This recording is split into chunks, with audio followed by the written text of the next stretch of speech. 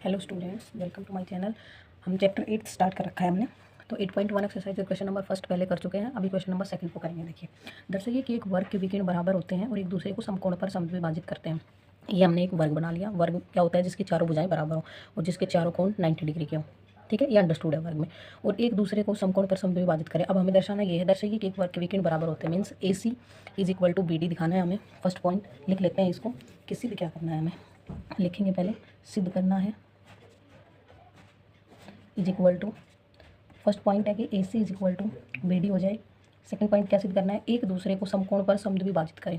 समकोण पर मीन्स जहाँ पे ये O के ऊपर सारे एंगल बना रहे हैं, इनका कुछ नाम दे लेते हैं हम। 1 2 3 4। Angle 1 is equal to angle 2 is equal to angle 3 is equal to angle 4 90 degree. ये प्रूव करना है हमें। सेकंड, समद्विभाजित, समकोण पर 90 डिग्री करने। समद्विभाजित मीन्स जो ये हिस्सा है AO is equal to OC and DO is equal to OB, ये भी प्रूव करना है हमें। तो थर्ड पॉइंट हमारे पास हो जाएगा, क्या प्रूव करना है हमें?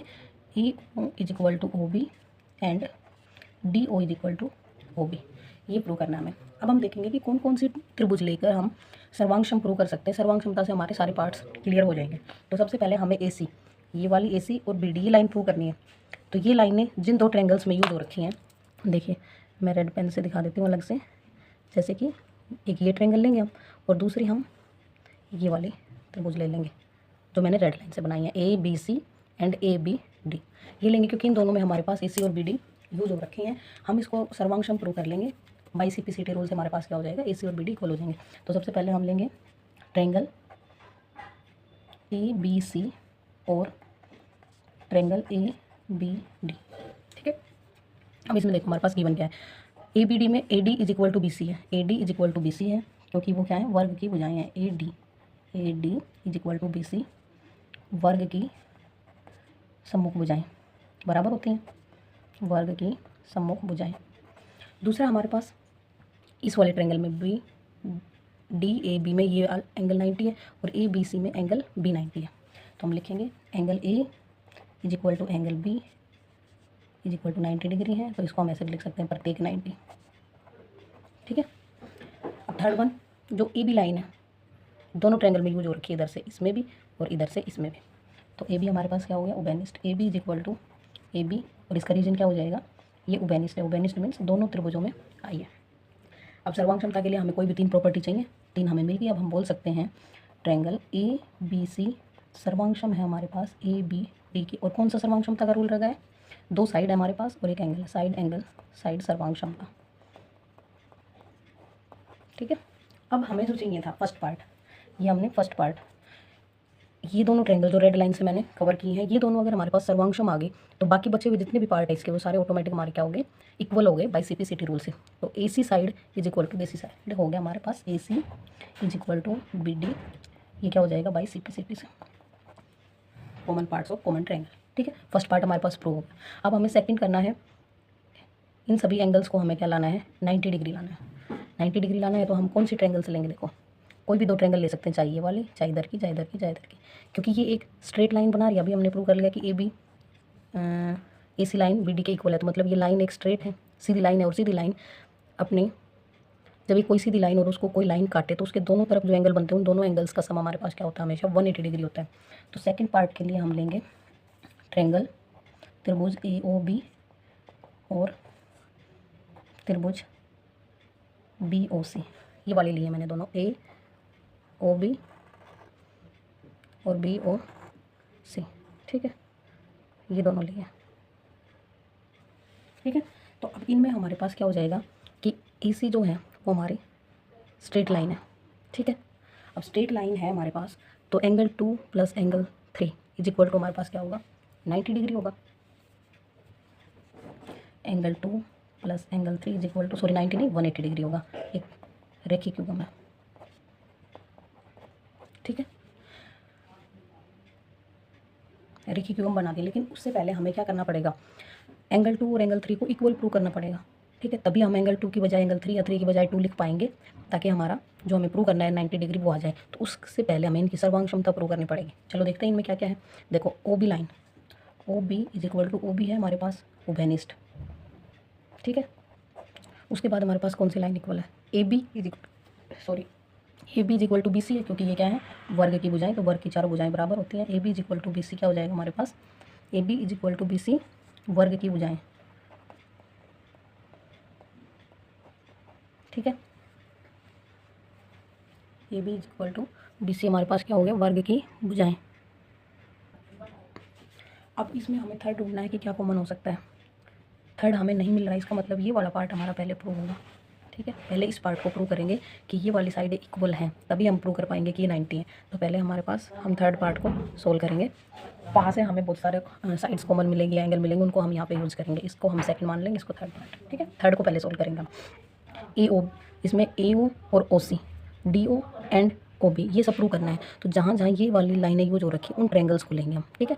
तो इसमें हम लेंगे त्रिभुज ए ओ बी और त्रिभुज डी ओ सी, देख पा रहे हो ना, A O B and D O C, ये वाले दोनों त्रिभुजें लिए जाएंगे अपोजिट, ठीक है। अब इसमें हमारे पास क्या क्या ऑलरेडी गिवन है वो लिख लेंगे हम। देखो A B is equal to C D होगा, A B is equal to C D होगा, वर्ग की भुजा, वर्ग की भुजाएं हैं सब बराबर होती हैं। उसके बाद देखो जो यहाँ पे एंगल बनेगा और जो यहाँ बनेगा, एंगल 1 और एंगल 2 नाम दे लेंगे, और इधर दे लेंगे एंगल 3 एंड एंगल 4। इनको देखिए कैसे इक्वल प्रूव करना है। ये एक स्ट्रेट लाइन है, इसको हम ऐसे आगे बढ़ा लेंगे, बढ़ाने की ज़रूरत नहीं, जस्ट समझाने के लिए, ठीक है। ऐसे लाइन को आगे बढ़ा सकते हैं, मतलब ये दो समांतर रेखाएं और उसको एक तिर्यक रेखा काट रही है ये वाली ऐसे, तो उसके दोनों तरफ ये कौन से होते हैं, एकांतर कोण, अंत एकांतर कोण। और हमारे पास वो क्या होते हैं, equal. Angle 3 is equal to angle 4 होगा। देखो ये स्ट्रेट लाइन है, इसको इस तिर्यक रेखा ने काटा, तो angle 3 is equal to angle 4 एकांतर, सॉरी। अब यही दो पैरेलल लाइन है, समांतर रेखाएं हैं। अब इधर से ये वाला विकीर्ण है, ये एक तिर्यक रेखा हो जाएगा, और इसके इधर दोनों तरफ बनने वाले कोण क्या हो गए, अंत एकांतर कोण। तो angle 1 is equal to angle 2 हो गया, दोनों का रीजन क्या हो जाएगा, अंत एकांतर कोण, ठीक है। अब हमारे पास दो एंगल और एक साइड इक्वल आ गया। अब हम बोल सकते हैं त्रिभुज ए ओ बी सर्वांगसम है हमारे पास त्रिभुज डी ओ सी, और सर्वांग क्षमता का गुण कौन सा लगेगा, डबल ए एस, मतलब एंगल एंगल साइड सर्वांग क्षमता, ठीक है। अब हम क्या बोल सकते हैं कि ये दोनों त्रिभुज हमारे पास सर्वांगसम प्रूव होगी, तो 3 प्रॉपर्टी तो हमारे पास हैं, और बची हुई 3 प्रॉपर्टी ऑटोमेटिक हमारी क्या हो गई, इक्वल हो गई। तो हमें जिसकी नीड हम वो लिख लेंगे जो हमें प्रूव करना था। A O is equal to O C and D O is equal to O B क्या हो जाएगा, सी पी सी टी से। सी पी सी टी से हमारे पास हमारा जो थर्ड पार्ट था जो हमें प्रूव करना था वो हमारे पास प्रूव हो गया ये वाला, ठीक है। अब इसी का यूज हमारे पास यहाँ होगा। देखिए हमने ये दोनों ट्रायंगल ले रखी थी, इसमें हमने ओ बी बेनिस्ट ले ली थी, उसके बाद A B is equal to B C था क्योंकि वर्ग की भुजाएं थी, और थर्ड पार्ट हमें चाहिए, तो थर्ड हम ये ले लेंगे ओ सी इज इक्वल टू ए ओ, जो कि हमने अभी प्रूव किया है, ठीक है, समझे। इसीलिए हमने इस पार्ट को पहले करना पड़ा।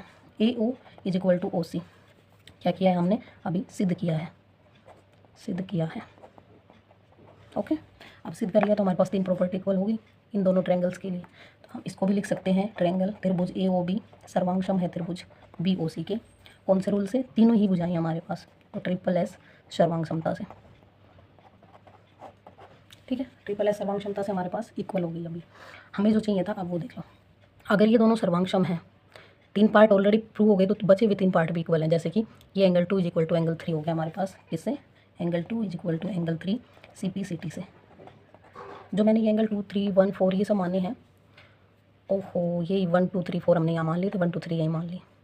आप इनको कोई भी अलग नाम भी दे सकते हैं, ठीक है। अभी तो हमने लिख लिए हैं और मैंने आपको समझा भी दिया है, लेकिन आप इनको एक्स वाई जेड या फिर इनको पी क्यू आर एस, कोई भी एक्स वाई जेड कोई भी नाम दे सकते हैं हम अपनी तरफ से, ठीक है। By C P C T से हमारे पास एंगल 2 3 इक्वल हो गए। तो हम यहाँ पे क्या करेंगे, इस वाली इक्वेशन में एंगल 2 + 2 लिख सकते हैं, क्योंकि 2 और 3 इक्वल है, तो 2 को 3 लिखो या 3 को 2 लिखो, एक ही बात है। तो इक्वेशन 1 से हम क्या लिखेंगे, angle 2 + angle 2 is equal to 180 degree हो जाएगा हमारे पास, ठीक है। और एंगल 2 है उसको 2 बार लिख देंगे, angle 2 is equal to 180 twice हो जाएगा, ठीक है। हमें चाहिए एंगल 2 इज इक्वल टू, ये वाला 2 जो है 180 के डिवाइड में जाएगा, तो हमारे पास क्या है 90 डिग्री, ठीक है। 90 डिग्री आ गया हमारे पास एंगल 2। तो एंगल 3 और 2 दोनों इक्वल हैं, तो एंगल 2 है वो 3 के भी इक्वल हो जाएगा। और हमने by C P C T से सारे पार्ट्स को इक्वल प्रूव कर रखा है, तो हम लिख सकते हैं, मैं यहाँ पे लिख देती हूँ, angle 1 is equal to angle 2 is equal to angle 3 is equal to angle 4 is equal to 90 degree, ये वाले 1 2 3 4, ठीक है। हमने सेम नाम दे लिए हैं, इसलिए मैं दोबारा एक बार आपको बता देती हूँ। ये जो एंगल है यहाँ पे 1 2 3 4 ये सारे हमारे पास क्या आ गए 90 90, और सेकंड क्वेश्चन में वही हमें प्रूव करना था, ठीक है। आई होप आप लोगों को समझ आया होगा।